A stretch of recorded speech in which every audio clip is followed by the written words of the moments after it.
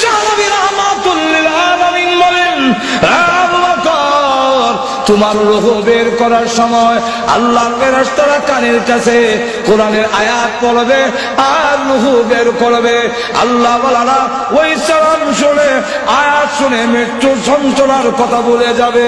আল্লাহর নবী বলেন, ও আবু বকর এই আয়াত পড়বে তোমার কানের কাছে, ইয়া আইয়াতুহান নাফসুল মুতমাইন্না ইরজিই ইলা রাব্বিকি রাদিয়াতান মারদিয়া ফাদখুলি ফি ইবাদি ওয়াদখুলি জান্নাতি।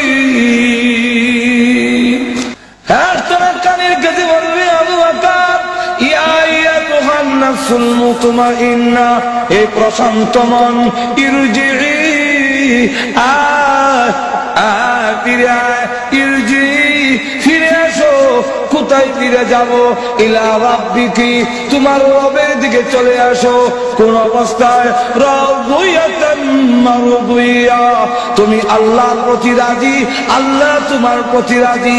আয়ো ফিরে আসো, ফাদখুলি ফি ইবাদি ওয়াদখুলি জান্নাতি। আল্লাহর প্রিয় বান্দাদের অন্তর্ভুক্ত হও আর আল্লাহর তৈরি জান্নাতের ভিতরে ঢুকে যাও। চিন্তা করো না, ঘাবড়াবো না, ওই জান্নাত তাকায়া দেখো, জান্নাতের দিকে তাকাইয়া রসগোল্লা শরবতের গ্লাস মুখের সামনে দেখায়, তোরে খাওয়াইতাম। এই অবস্থা দেখে আজরাইল কোন সময় তার রূহ বের করেছে একটুকু খবর থাকবে না। যদি সত্যিকারের মুমিন হওয়া যায়, এমন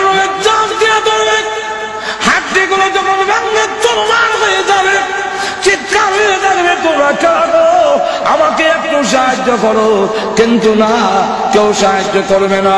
একটা জিটা বকরি ছাগলের চামড়া টাইনা শুনলে যদ্দুর কষ্ট হবে, এর চাইতে বেশি কষ্ট অনুভব হবে যখন প্রাণ পাখি বের হয়ে যায়। এমন হয় অবস্থা, শরীরে একটা মাছি বসলেও সে ব্যথা পায়, বরদাস্ত করা যায় না। এমন কোন অঙ্গ নাই যা ভালো রয়েছে, সবগুলো ভেঙে চুরমার করে বেড়ে দিয়েছে, সবগুলো ভেঙে একবারে শেষ করে দিয়েছে। এইভাবে রূহ বের করে যখন নিয়ে যাবে আল্লাহ রাব্বুল আলামিনের দরবারে, আর দেখো রে গোসল গোসল দে, আস্তে দেয়া বড় দুঃখ, আস্তে দেয়া। ওই অবস্থা দেখে বলে, তোমরা কারা গো, দাও আমাকে তাড়াতাড়ি কবরে নাও, কবরে নিয়ে যাও। কবর আমার জন্য বড় আরামের ঘর, তাড়াতাড়ি নিয়ে যাও। আর যদি গুনাহগার হয় দেখে